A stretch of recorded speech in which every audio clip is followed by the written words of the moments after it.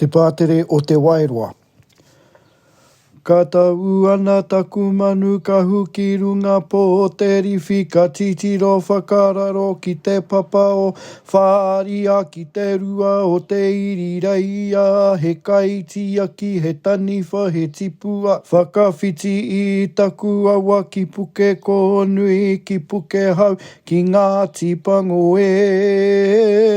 hoki whakamuri au i ngā tahi o te awa ki ngā umu wāhine ki te onga ki ara pō hatu ki whenua kura piki ake au ki ngā pai o te kaimai ki ngā timotai ka titiro whakararo ki pori ki te irihanga ka hoki au ki ngā riporipo te wai ki pāorangi ki te wahapu ki puke whanake ki ngā tirangi he kārere ngā tahi o te awa ki pupu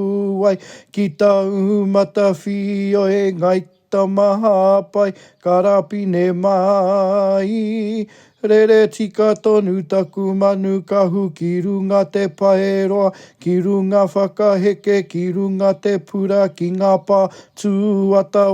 o ngā tūpuna anei ngā reanga o te awa tipu a te Wairoa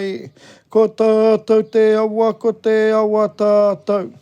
Riri tonu ana ngā uri o te Wairoa ki ngā whenua i tā haitia e te kāwanatanga. Pōko kohu a te raupatu